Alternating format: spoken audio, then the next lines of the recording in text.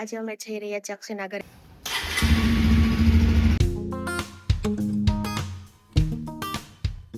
એક સારું છે કે અમારે અહીંયા એન્ટ્રી જ કરવી પડતી નથી.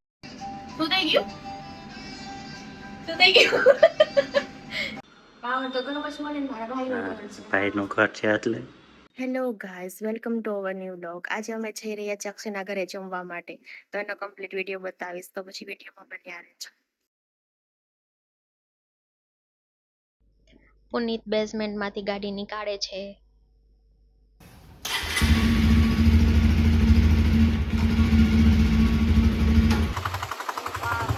તડકો એટલે મારી નાખે એવો છે, પણ કોઈ દિવસ નીકળતા નથી એટલે આખો દિવસ એસીમાં એટલે બહાર તડકો કેવો લાગે.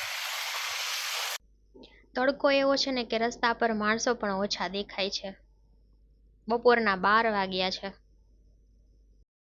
જો ગાઈઝ, આ એમ્પલ ગાર્ડન નર્સરી છે. ત્યાં પ્લાન્ટેશન બહુ મસ્ત સસ્તા અને સારા મળે છે, તો ક્યારેક વિઝિટ કરજો. આ આવી છે વગર ચોકડી વાળા રોડ ઉપર.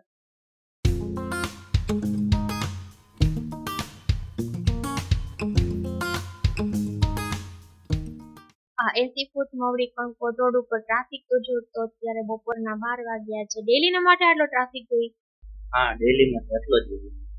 ઓ બાપરે, તો અહીંયા રહેતા હશે લોકોને કેટલો પ્રોબ્લેમ થતો હશે ટ્રાફિક નો ફેસ કરવો પડતો હશે ને.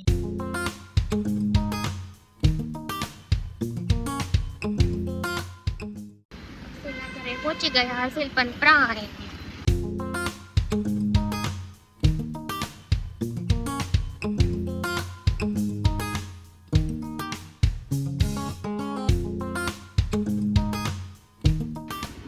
મસ્ત મજાનું ગાર્ડન છે.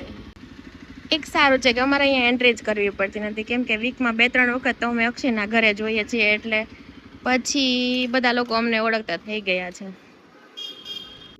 સ્કૂલો ચાલુ થઈ ગઈ લાગે છે, સ્કૂલ વેન દેખાય છે એટલે. અમને તો આવી રીતે કોઈ વેન લેવા ન આવતું, અમારે તો સાયકલ લઈને અથવા તો ચાલીને જવું પડતું. તડકો લાગી ગયો, કઈ વાંધો નહીં, લાગે. આ જુઓ નીચે હજુ આજે પરસોત્તમ મહિનો ચાલે છે ને, તો ભગવાનની પૂજાનું બધું કરતા હોય છે, એટલે બધા ભગવાન પડ્યા છે. ચલો, લિફ્ટ આવી ગઈ છે. આ લિફ્ટ ની અંદર મિરર નથી ને, એટલે હે ને પુનીતને મજા નહીં આવે, એને જોવું પડે એઝ યુઝ્યુઅલ. તમને લાસ્ટ વિડીયોમાં બતાવ્યું હતું ને. શું થઈ ગયું? ખાય નહીં. હવે ખાયા કરે ત્યાં, ક્યાં જાવું છે તમારે ઘરે રૂપાળા પચાવીને? ઘરે આવી ગયા ને, હવે પાવર કરશે અહીંયા. પાવર તો ઘણો પછી મળે ને મારા ભાઈનું ઘર છે. ભાઈનું ઘર છે એટલે એ પાવર કરવાનું હોય એટલે. કેમ ખોલતા નથી? જો ક્યાં ગયા બધા?